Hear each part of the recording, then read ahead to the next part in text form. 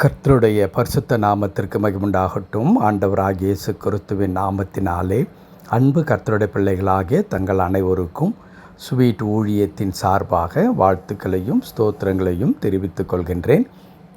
எரேமியா தீர்க்கதரிசியின் புத்தகம் 31 அதிகாரம் 9வது வசனம். எரேமியா 31 அதிகாரம் வசனம் 9. அழுகையோடும் விண்ணப்பங்களோடும் வருவார்கள், அவர்களை வழிநடத்துவேன், அவர்களை தண்ணீருள்ள நதியண்டைக்கு இடராத செம்மையான வழியிலே நடக்க பண்ணுவேன். இஸ்ரவேலுக்கு நான் பிதாவாயிருக்கிறேன், எப்பிராயீம் என் சேஷ்ட புத்திரனாய் இருக்கிறான்.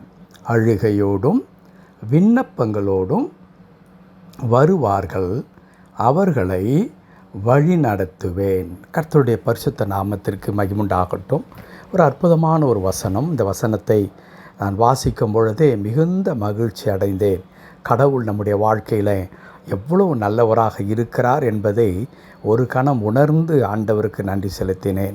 என் அன்பு கடவுளுடைய பிள்ளைகளை, இந்த வசனத்தை நாம் வருகின்ற 3 நாட்களுக்கு நாம் தியானிக்க போகிறோம். இன்றைக்கும் நாளைக்கும் நாளைய மறுநாளும் 3 நாளைக்கு இந்த வசனத்தை தியானிக்க போகிறோம். 3 பிரிவாக நாம் பிரித்து இன்றைக்கு இந்த முதற் பகுதியை நாம் 2வது முறையாக நாம் வாசிக்கும் பொழுது அதை புரிந்து கொள்ள முடிந்தது. அழுகையோடும் விண்ணப்பங்களோடும் வருவார்கள், அவர்களை வழி நடத்துவேன். கர்த்தருடைய பரிசுத்த நாமத்திற்கு மகிமை உண்டாகட்டும். என் அன்பு கடவுளுடைய பிள்ளைகளே, இன்றைக்கு நாம் சந்திக்கின்றதான சூழ்நிலைகளும் தேவைகளும் பிரச்சனைகளும் கடவுளுடைய சமூகத்திலே போய் நாம் செபிக்கும் பொழுது நமக்கு 2 விதமான அனுபவங்கள் உண்டாகின்றது. ஒன்று, கண்ணீர் தாரை தாரையாக வடிய ஆரம்பித்து விடுகிறது.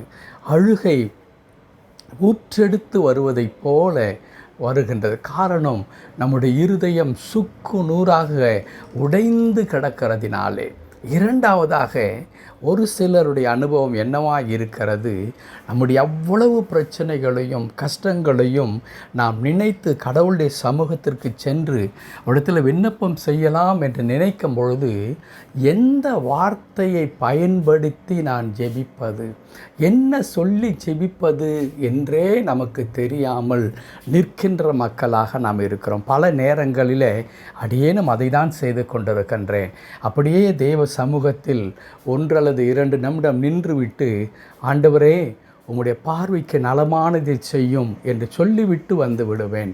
காரணம் என்ன, நமக்கு தெரிந்த மொழிகளில் ஆண்டவரை கன்வின்ஸ் பண்ணுவதற்கு, ஆண்டவரை நம் பக்கமாக இழுத்து கொள்வதற்கு சுவையான அட்ராக்டிவான வார்த்தைகள் என்று ஒன்று இருக்கிறதா என்றால், நம்முடைய பிரச்சனைகளுக்கு அதை அப்படியே பிரதிபலிக்கிற வார்த்தைகள் என்று நிச்சயமாக இருக்க முடியாது, நமக்கு தெரிந்த எந்த மொழியாகிலும்.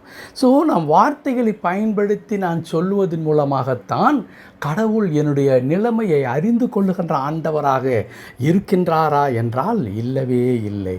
என் உணர்வுகளை அறிகின்ற கடவுளாக இருக்கிறார், என் வழியை அறிகின்ற கடவுளாக இருக்கின்றார். என் தேவைகள் எவ்வளவு பயங்கரமானது என்பதை கடவுள் என்னுடைய முக வாட்டத்தை பார்த்து அறிந்து கொள்ளுகின்ற கடவுளாக இருக்கிறார். அன்பு கடவுளுடைய பிள்ளைகளே, ஆகவே தான் நம்முடைய ஆண்டவர் சொல்லுகிறார், அழுகையோடும் விண்ணப்பத்தோடும் வருவார்கள், நான் அவர்களை வழி நடத்துவேன். I will guide them, I will guide தம். இங்கே வழி நடத்துவேன் என்பது ஏதோ வலதுபுறம் சென்று பிறகு இடதுபுறம் திரும்புங்கள் என்று சொல்லுகின்ற ஆலோசனை அல்ல.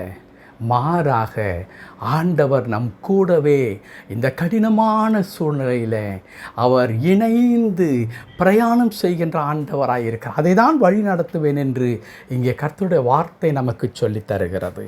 என் அன்பு கடவுளுடைய பிள்ளைகளே, மிக கடினமான பயங்கரமான பாதையில் உங்களுடைய குடும்பம் சென்று கொண்டிருக்கிறது, உங்கள் தனிப்பட்ட வாழ்க்கை சென்று கொண்டிருக்கிறது. கடவுள் சொல்லுகிறார், உங்களுடைய விண்ணப்பத்தை கேட்கிற நான், உங்களுடைய கண்ணீரை காண்கிற நான் உங்களை வழி நடத்துகின்றேன், உங்கள் கூடவே நான் நடந்து வந்து கொண்டிருக்கிறேன். நீங்கள் சென்று கொண்டிருக்கின்ற அந்த கடினமான பாதையில் உங்களுக்கு துணையாக நான் கூட இருக்கிறேன் என்று ஆண்டவர் சொல்லுகிறார். கவலைப்பட வேண்டாம் அன்பு கர்த்தருடைய பிள்ளைகளே. கடவுள் வழி நடத்தும் பொழுது நிச்சயமாக ஒரு வழி பிறக்கும். மாறும், சூழ்நிலைகள் மாறும், பெரிய காரியங்களை செய்வார். பயப்பட வேண்டாம். ஜெபிக்கலாமா? கிருபை நிறைந்த நல்ல ஆண்டவரே, கண்ணோக்கி பாரும், எங்களோடு வாரும். எங்களுடைய விண்ணப்பத்தை மேலே கண்ணீரை காண்கிற கடவுள், எங்களை வழி நடத்துகிறவரா இந்த காலை நேரத்தில் எங்களோடு இருந்து எங்களை நடத்துவதற்காக உமக்கு தோத்திரம். தொடர்ந்து பொறுப்பெடுத்துக் கொள்ளும் மீட்பர் நாமத்தில் பிதாவே. ஆமென், ஆமென்.